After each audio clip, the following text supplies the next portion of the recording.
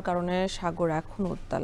মাছ ধরা ট্রলার নিরাপদ আশ্রয়ে চলে আসলেও গতকাল কুয়াকাটা সংলগ্ন বঙ্গোপসাগরে 15 জেলে সহ এফবি সাগরকন্যা নামে একটি মাছ ধরার ট্রলার ডুবির ঘটনা ঘটে। এ ঘটনায় এখনও নিখোঁজ রয়েছে 5 জন। বর্তমান আবহাওয়া এবং মৎস্য বন্দরের সবশেষ পরিস্থিতি জানাতে আলিপুর অবতরণ কেন্দ্র থেকে যুক্ত হয়েছেন জসিম পারভেজ। জসিম, আপনি জানাবেন দীর্ঘ সময় ট্রলার বন্ধ থাকায় জেলেদের প্রতিক্রিয়া কি, আর নিখোঁজ জেলেদেরকে উদ্ধার করা হয়েছে কিনা?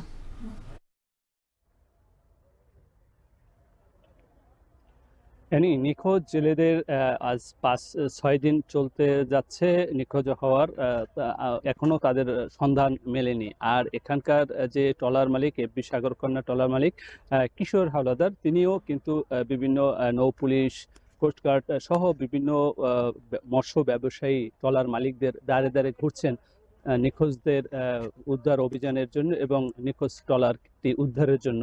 কিন্তু আজও কোনো সুরাহা হয়নি। এতে নিখোঁজ যে জেলে 5 জন রয়েছে তাদের বাড়িতে চলছে শোকের মাতম।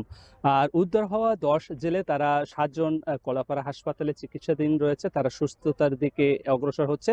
এবং বরিশাল রয়েছেন 3 জন, তারাও শঙ্কামুক্ত, এমনটি নিশ্চিত করেছে চিকিৎসকরা। তো এছাড়া যে এখন যে ধারাবাহিক যে দুর্যোগপূর্ণ আবহাওয়ার কারণে আপনি দেখতেই পাচ্ছেন আমার পিছনে যে শিববাড়িয়া নদে, এখানে হাজারো ট্রলার কিন্তু নিরাপদ আশ্রয়ে রয়েছে।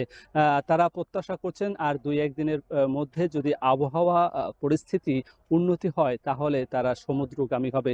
এবং এই যে ঘাটে বসে প্রায় সপ্তাহকাল সময় ধরে ঘাটে বসে অলস সময় পার করছেন জেলে মাঝি মাল্লারা, এতে লোকসানের ট্রলার মালিক, ব্যবসায়ী সহ সংশ্লিষ্ট শ্রমিকরাও।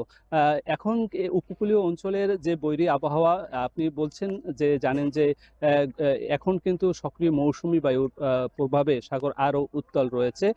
উপকূলীয় অঞ্চলে তেমন একটা দুর্যোগপূর্ণ আবহাওয়ার লক্ষণ দেখা না গেলেও কিন্তু যারা সমুদ্রগামী জেলে রয়েছে তারা বলছেন যে সমুদ্র উত্তাল থাকায় তারা কিন্তু সমুদ্রে মাছ শিকারে যেতে পারছেন না।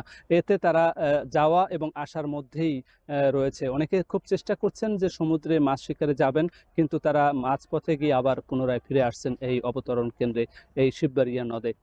এই উপকূলীয় অঞ্চলের যে রাঙাবালি, মৌডুবি এবং কলাপাড়া, পাথরঘাটার এবং নিদ্রা, সকিনাল, তালতলি, এই অঞ্চলের যে মানুষগুলো এবং জেলেরা রয়েছে তারা কর্মবিমুখ অবস্থায় রয়েছে দুর্যোগের কারণে। এই ছিল আমার কাছে সবশেষ।